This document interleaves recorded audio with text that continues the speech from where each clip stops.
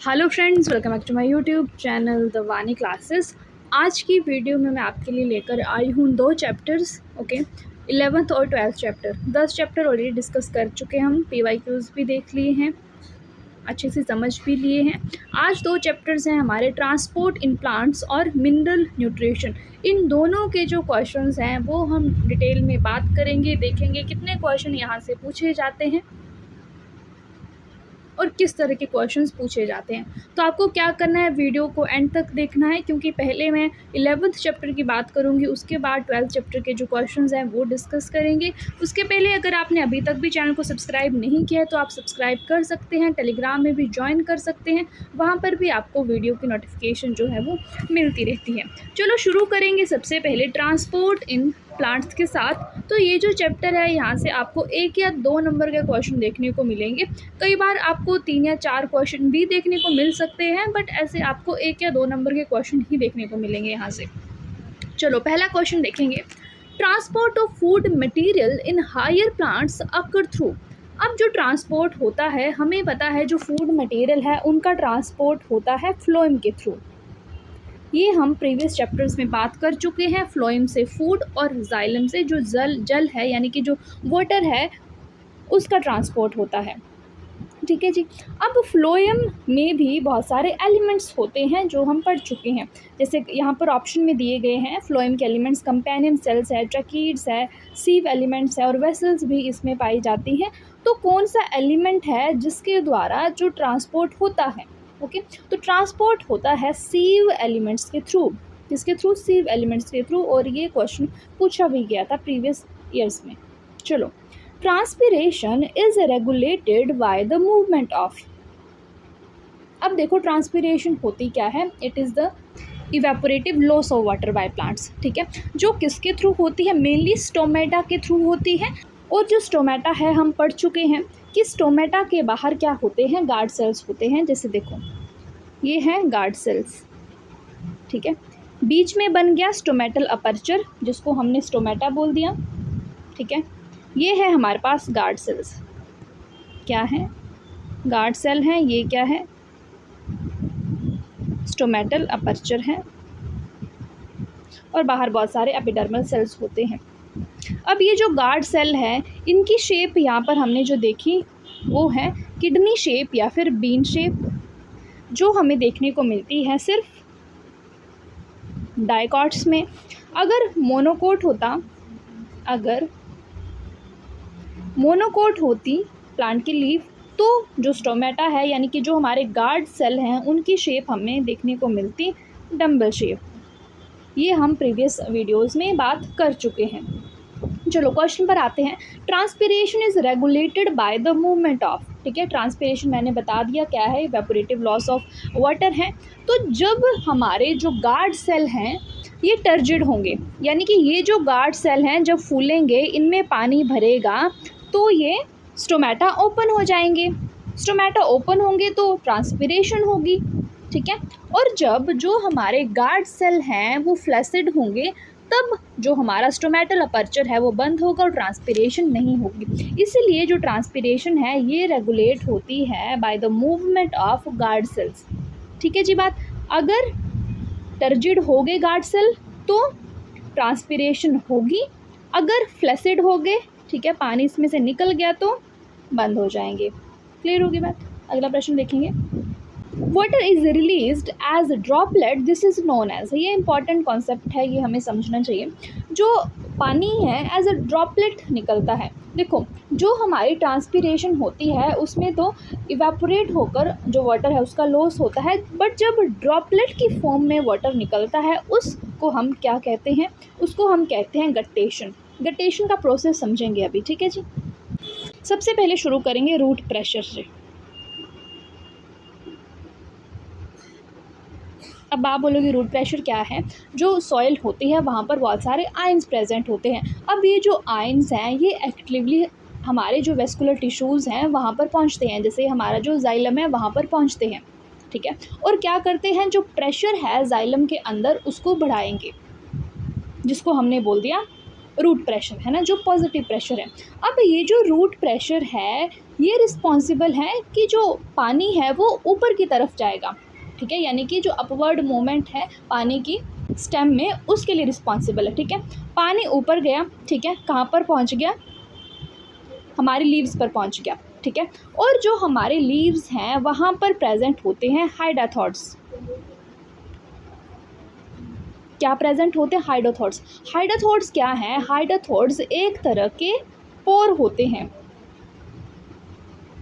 क्या होते हैं, पोर होते हैं, स्टोमेटल पोर नहीं, ठीक है।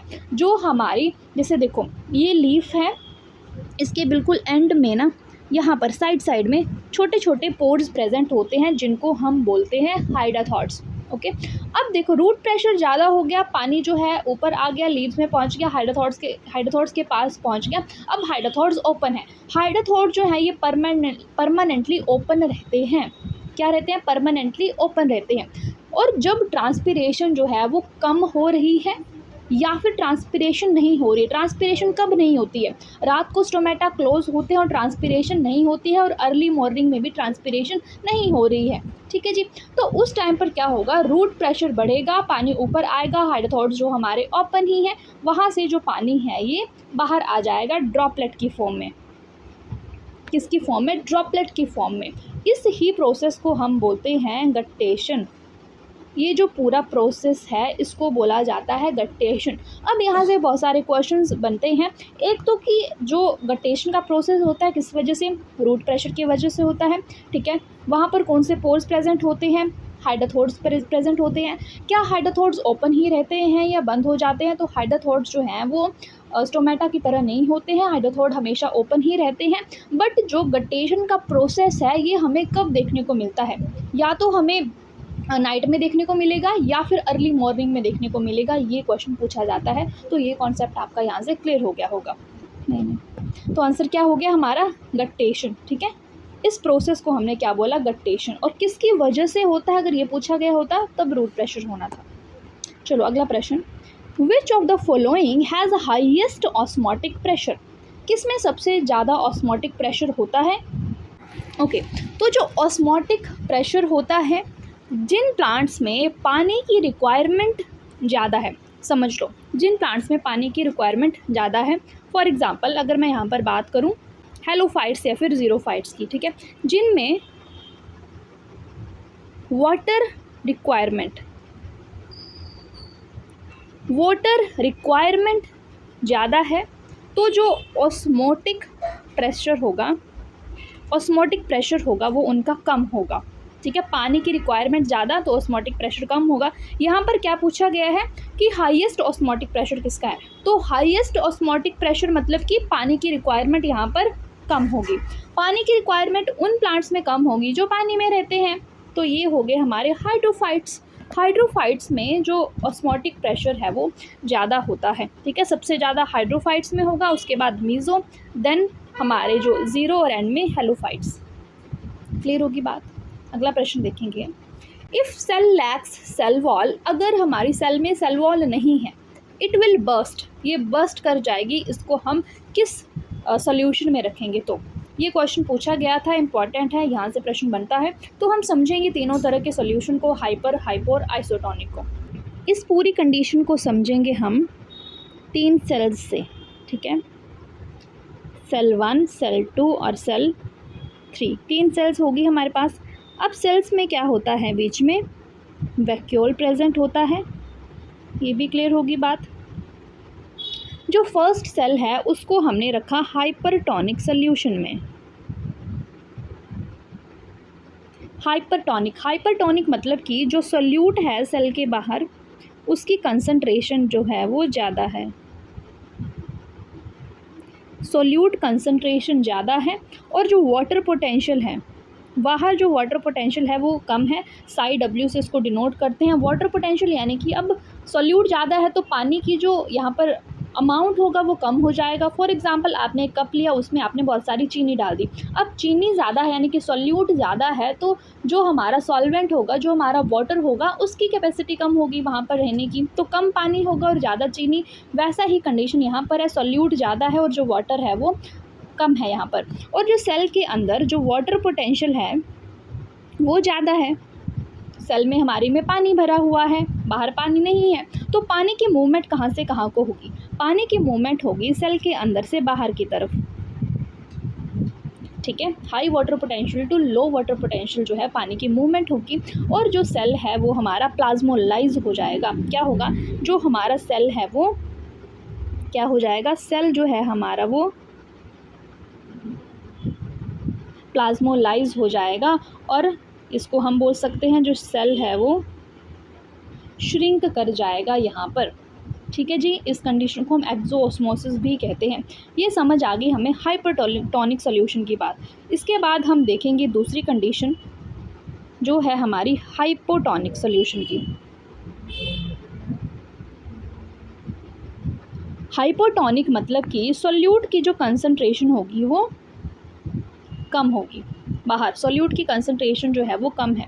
अब सॉल्यूट की कंसंट्रेशन कम है तो वाटर पोटेंशियल जो होगा यहाँ पर वो ज़्यादा होगा।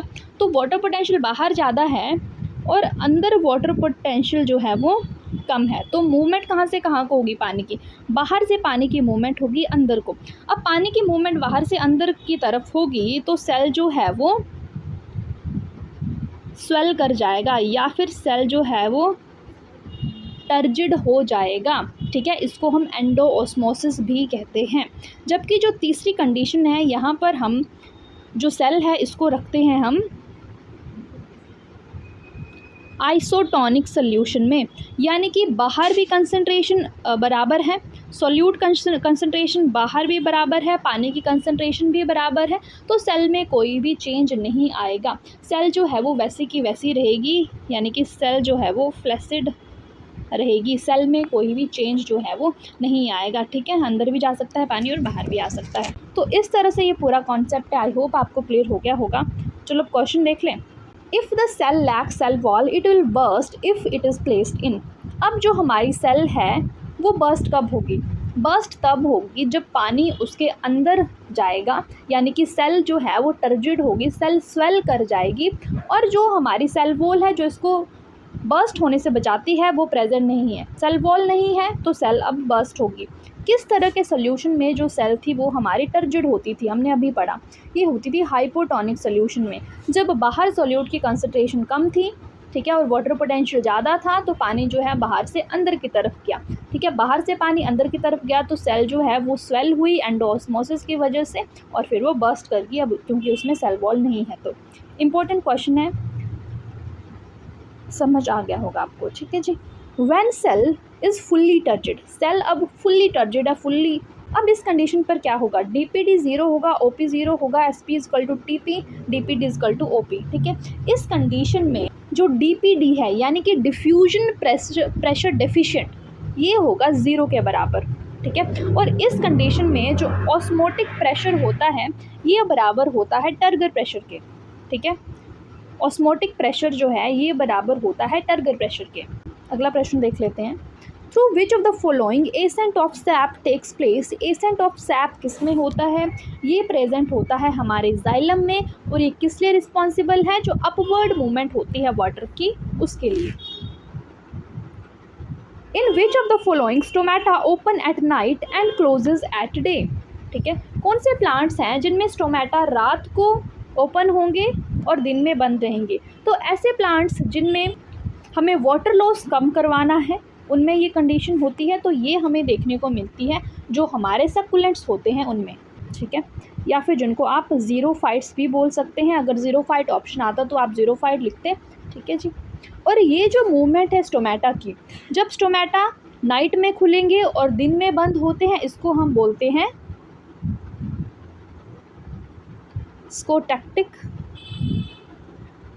स्कोटैक्टिव स्टोमेटा। ऐसे स्टोमेटा को हम बोलते हैं स्कोटैक्टिव स्टोमेटा, ठीक है जी। हाइडाथोड्स ओपन ड्यूरिंग, अभी क्वेश्चन पढ़ा था, सारा समझ लिया हाइडाथोड्स का। हाइडाथोड्स कब खुलते हैं? हाइडाथोड्स हमेशा ओपन रहते हैं, जबकि जो गट्टेशन का प्रोसेस है ये हमें नाइट और अर्ली मॉर्निंग में देखने को मिलता है, क्योंकि तब रूट प्रेशर ज़्यादा होता है। विच of the following is responsible for opening of the stomata, ये भी पढ़ लिया था हमने, ठीक है। स्टोमेटा जो है वो ओपन कब होते हैं? हमारे गार्ड सेल की वजह से। जब गार्ड सेल में पानी भर जाएगा यानी कि वो टर्जिड हो जाएंगे, तब जो हमारे स्टोमेटा हैं वो ओपन हो जाएंगे। चलो जी, reduction of vascular tissue, mechanical tissue and cuticle is characteristic of.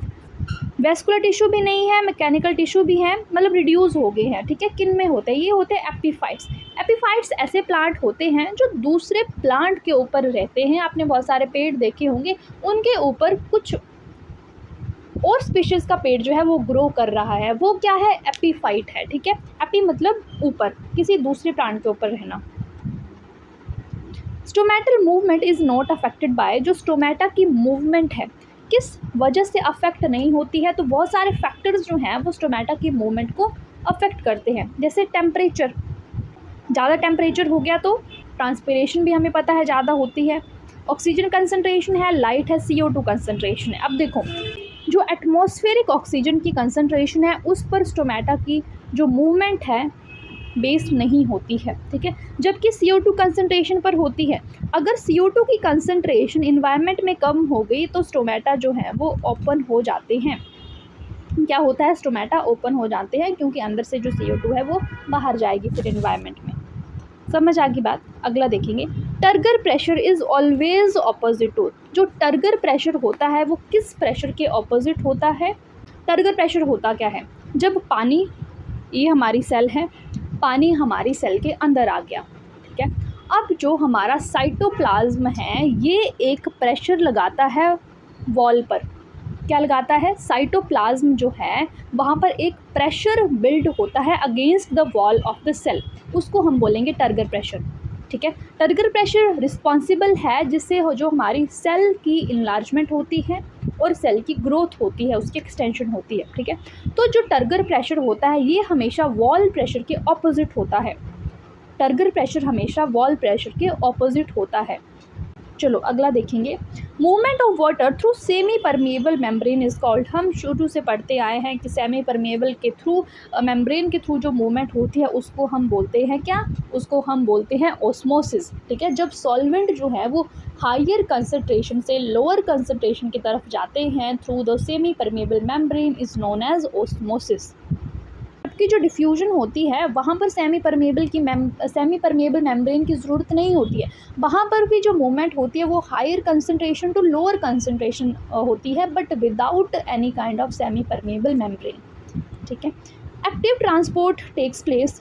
दो तरह की ट्रांसपोर्ट्स होती हैं, एक होती है एक्टिव, एक होती है पैसिव। जो एक्टिव ट्रांसपोर्ट होती है वहाँ अगेंस्ट कंसनट्रेशन ग्रेडियंट जो है वो मूवमेंट होती है, यानी कि लो कंसनट्रेशन की से हायर कंसनट्रेशन की तरफ मूवमेंट होती है और वहाँ पर एनर्जी की ज़रूरत होती है, इसीलिए इसको हम बोलते हैं active transport. Against concentration gradient और एनर्जी की ज़रूरत होती है, यानी कि ATP की ज़रूरत होती है। जबकि जो पैसिव ट्रांसपोर्ट होती है वहाँ पर एनर्जी की ज़रूरत नहीं होती है। ओके जी, ये चैप्टर देख लिया हमने। यहाँ के इंपॉर्टेंट क्वेश्चंस मिनरल न्यूट्रिशन पर चलते हैं। चलो जी, the idea that plant need essential minerals was first proposed by. कि जो हमारे प्लांट्स हैं उनको कुछ एसेंशियल मिनरल्स चाहिए उनकी ग्रोथ के लिए, ये आइडिया किसने दिया? तो ये आइडिया दिया अर्नन एंड स्टाउट ने दिया। अर्नन एंड स्टाउट ने दिया। इंपॉर्टेंट क्वेश्चन है, most abundant element present in plants. सबसे अबंडेंट एलिमेंट कौन सा होता है प्लांट्स में? कार्बन प्रेजेंट होता है। हाइड्रोपोनिक्स, यहाँ से क्वेश्चन पूछते हैं, इंपॉर्टेंट टॉपिक है। हाइड्रोपोनिक्स कौन सा मेथड है? ये वो टेक्निक है जहाँ पर प्लांट्स को ग्रो किया जाता है किसी न्यूट्रिएंट सॉल्यूशन में, यानी कि जो हाइड्रोपोनिक्स है इसको हम सॉइल लेस कल्चर भी बोलते हैं। ठीक है, जैसे ये समझ लो पोट है, इसमें हमने डाल दिया न्यूट्रिएंट सॉल्यूशन, इसमें हम प्लांट को ग्रो कर रहे हैं बिना सॉइल के, इसमें हमने न्यूट्रिएंट सॉल्यूशन डाल दिया। ठीक है, और एक हमने यहाँ पे लगा दी एरेटिंग ट्यूब। तो कुछ इस तरह से प्लांट्स को ग्रो करते हैं बिना सॉइल के। Development of plant in water solution, option C यहाँ पर हमारा सही हो जाता है। और जो हाइड्रोपोनिक्स टेक्निक है इसको किसने डेवलप किया था? क्वेश्चन पूछा जा सकता है। जूलियस वन सैक्स। ठीक है, इन्होंने इस कंडीशन को डेवलप किया था, हाइड्रोपोनिक्स को। Root nodules occur in the family of. जो रूट नोड्यूल्स होते हैं नाइट्रोजन फिक्सेशन का काम करते हैं। किन प्लांट्स में हमें देखने को मिलते हैं? जो लेग्यूम प्लांट्स होते हैं, बिलोंग करते हैं फैमिली लेग्यूमिनेसी से, ठीक है, उनमें प्रेजेंट होते हैं रूट नोड्यूल्स। ओके जी, कौन सा बायो फर्टिलाइज़र है? माइकोराइजा है, नाइट्रोजन फिक्सिंग बैक्टीरिया है, नाइट्रोजन फिक्सिंग साइनोबैक्टीरिया है। तो ये तीनों ही क्या है? नाइट्रोजन को फिक्स कर रहे हैं, इसीलिए ये क्या है? बायो फर्टिलाइज़र्स हैं। अब क्वेश्चन ये भी पूछा जाता है कि नाइट्रोजन फिक्सिंग बैक्टीरिया जो होते हैं उनका नाम क्या है? तो एक दो नाम बता देती हूँ। एक होता है हमारे पास राइजोबियम। क्या होता है? राइजोबियम जो नाइट्रोजन फिक्सिंग बैक्टीरिया है, और एक है फ्रैंकियम। इन दोनों के नाम आपकी बुक में दिए गए हैं, फ्रैंकिया और राइजोबियम, ठीक है। फ्रीली सॉइल में रहते हैं ये, ठीक है, एज ए सिम्बायोंट काम करते हैं और नाइट्रोजन जो है, एटमॉस्फेरिक नाइट्रोजन जो है उसको फिक्स करते हैं। चलो, विच of the flowing process is performed exclusively by bacteria? तो अभी हमने पढ़ा बैक्टीरिया क्या कर रहे हैं? नाइट्रोजन फिक्स कर रहे हैं। बैक्टीरिया के नाम भी मैंने बता दिए। जो हमारा राइजोबियम बैक्टीरिया है वो नाइट्रोजन फिक्सेशन का काम करता है। Bacteria which reduce nitrates in soil to nitrogen, nitrate से नाइट्रोजन, ठीक है, इस प्रोसेस को हम बोलते हैं डीनाइट्रिफिकेशन। क्या बोलते हैं? डीनाइट्रिफिकेशन।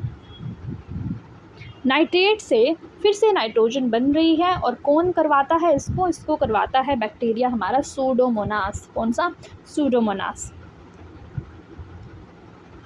कौन सा माइक्रो न्यूट्रिएंट है? अब देखो, मैक्रो न्यूट्रिएंट और माइक्रो न्यूट्रिएंट्स आपको पता होने चाहिए, ठीक है। अगर हम बात करें मैक्रो न्यूट्रिएंट्स की,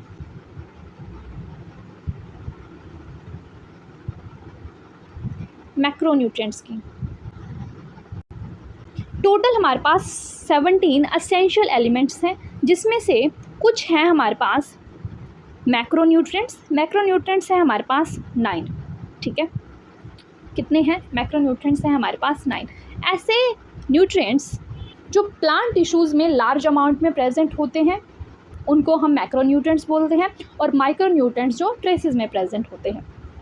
इनको याद करने की ट्रिक है, आप कैसे इनको याद कर सकते हैं? जैसे मैंने याद किया है, जैसे CHON कौन, PS पास, के आगे CA, और इसका मैं आपको ऐसे बताती हूँ, CHON कौन, पास, की, CA कार, MG में गया, ठीक है। कौन पास की कार में गया, इस तरह से आप याद रख सकते हैं। C for carbon, hydrogen, oxygen, nitrogen, phosphorus, sulphur, potassium, calcium और मैग्नीशियम। ये सारे 9 जो हैं ये हैं मैक्रो न्यूट्रिएंट्स जो हमें ज़्यादा अमाउंट में चाहिए। बाकी सारे जो बच गए वो हैं हमारे पास 8 माइक्रो न्यूट्रिएंट्स, जिनमें से आते हैं मैंगनीज़ है, आयरन है, निकल है, कॉपर, जिंक, मॉलिब्डेनम, बोरॉन और क्लोरीन, ठीक है। ये सारे क्या हैं? माइक्रो न्यूट्रिएंट्स हैं। अब आपको ऐसे ऑप्शंस ही याद रखने हैं ना, तो मैक्रो न्यूट्रिएंट्स याद कर लो, बाकी अगर तीसरा कोई ऑप्शन में आ गया तो वो माइक्रो न्यूट्रिएंट हो गया, ठीक है। अब देख लेते हैं। अब देखो, ये क्वेश्चन आपको पूछा गया था, यहाँ पर पूछ लिया कि माइक्रो न्यूट्रिएंट कौन है। हमें पता है कि इनमें से ये तीनों नहीं पढ़े ना हमने, तीनों क्या हैं? तीनों हैं हमारे माइक्रो न्यूट्रिएंट, जबकि क्वेश्चन में होना चाहिए था कि कौन सा है मैक्रो न्यूट्रिएंट, है ना। तो तीनों ये क्या है? ये तीनों माइक्रो न्यूट्रिएंट हैं, जबकि यहाँ से जो मैग्नीशियम है ये हमारे पास है मैक्रो न्यूट्रिएंट। तो कई बार क्वेश्चन भी आपको गलत आ जाता है तो वहाँ पर आपको ग्रेस मार्क मिल जाते हैं, बट आपने क्वेश्चन को ध्यान से पढ़ना है, खुद से गलत नहीं करना है, ठीक है। तो मैग्नीशियम जो है वो हमारा मैक्रो न्यूट्रिएंट है। क्वेश्चन में होना चाहिए था कि which one of the following element is macro nutrient, तो विच इज़ मैग्नीशियम। चलो, कोर एलिमेंट इन क्लोरोफिल, जो हमारी क्लोरोफिल होती है, आगे के चैप्टर में है या फिर 12th में है, क्लोरोफिल का पूरा स्ट्रक्चर वहाँ पर पढ़ेंगे, बट यहाँ पर एलिमेंट्स की बात हो रही है तो एलिमेंट मैं आपको बता देती हूँ। जो हमारा क्लोरोफिल होता है उसमें पाया जाता है हमारा मैग्नीशियम एलिमेंट, ठीक है। मैग्नीशियम होता है हमारे जो क्लोरोफिल होती है उसकी रिंग में, और उसके बाद फिर आयरन उसके साथ जुड़े होते हैं। चलो, dash are the elements without which plant will not able to complete its life cycle. कौन से एलिमेंट हैं जिनके बिना प्लांट जो है वो अपने लाइफ साइकिल कंप्लीट नहीं कर पाएंगे? तो ये होते हैं हमारे असेंशियल एलिमेंट्स। असेंशियल एलिमेंट्स हमारे टोटल 17 हैं, जिनमें से जो हमारे 9 हैं वो हैं हमारे मैक्रोन्यूट्रिएंट्स और बाकी 8 जो रह गए वो हैं हमारे micronutrients. Dash is the technique where plants are grown in the root suspended in air. अब देखो ये भी टेक्निक होती है जहाँ पर जो पूरा प्लांट है उसकी रूट जो है वो हवा में ही रहती है, ना पानी दिया ना मिट्टी दी, कुछ नहीं दिया, जबकि जो न्यूट्रिएंट्स है उसको हमने स्प्रे कर दिया इनकी रूट्स में, सिर्फ स्प्रे किया। इस टेक्निक को बोलते हैं एरोपोनिक्स। हाइड्रोपोनिक्स में पानी तो देते थे, यहाँ पर पानी भी नहीं दे रहे हैं, सिर्फ यहाँ पर जो स्प्रे कर रहे हैं जितने भी न्यूट्रिएंट्स या पानी है वो, ठीक है, इसको एरोपोनिक्स बोलते हैं। Deficiency of dash causes chlorosis in older leaves. Chlorosis क्या होता है कि आपने देखी होगी जो पुरानी पत्तियां होने लगती हैं ना, जो पत्तियां गिरने वाली होती हैं उनका जो कलर है वो येलो हो जाता है। ये होता है जो हमारा मैग्नीशियम है या फिर जो मैंगनीज़ है, मैंगनीज़ भी ऑप्शन में आ सकता है, वो भी सही है, या फिर मैग्नीशियम आ गया तो ये भी सही है। तो इनकी डेफिशिएंसी से क्लोरोसिस होती है जो ओल्डर लीव्स होते हैं उनमें। एक और डेफिशिएंसी सिम्टम होता है नेक्रोसिस, जिसको बोलते हैं नेक्रोसिस होती है जब टिश्यूज़ की डेथ हो जाती है, ठीक है, टिश्यूज़ की डेथ होती है उसको हम बोलते हैं नेक्रोसिस। और ये होती है कुछ एलिमेंट्स की डेफिशिएंसी की वजह से, जैसे कॉपर है, पोटेशियम है, कैल्शियम, मैग्नीशियम वगैरह, ठीक है, उनकी डेफिशिएंसी से नेक्रोसिस होती है। बाकी और जो एलिमेंट्स रह गए, देखो यहाँ पर ऑप्शन में आपको मैग्नीशियम दिया था जिससे क्लोरोसिस होती है, बल्कि और भी एलिमेंट्स हैं जिनकी वजह से जो क्लोरोसिस होती है, या फिर हम बोल सकते हैं कि येलोइंग लीव्स होती हैं हमारी, ठीक है, येलोइंग देखने को मिलती है हमें लीव्स में, क्योंकि वहाँ पर क्लोरोफिल जो है वो अभी ख़त्म हो रहा है धीरे धीरे, ठीक है। और भी एलिमेंट्स हैं जैसे मैग्नीशियम, यहाँ पे मैंने बता दिया, मैंगनीज़ है, जिंक है, ठीक है, मॉलिब्डेनम है। तो इस तरह से कुछ हमारे मिनरल एलिमेंट्स होते हैं जिनकी डेफिशिएंसी से कुछ सिम्टम्स जो हैं वो हमारी लीव्स में अपेयर होते हैं। चलो यहाँ पर हमारे दोनों चैप्टर्स कंप्लीट हो गए। नेक्स्ट वीडियो में अगले चैप्टर्स के बारे में बात करेंगे। अगर आपने अभी तक भी सब्सक्राइब नहीं किया तो सब्सक्राइब कर सकते हैं, टेलीग्राम में भी ज्वाइन कर सकते हैं। वीडियो इन्फॉर्मेटिव लगी हो तो प्लीज़ लाइक करना, चैनल को सब्सक्राइब नहीं किया तो do subscribe. Thank you so much for watching, bye bye, take care.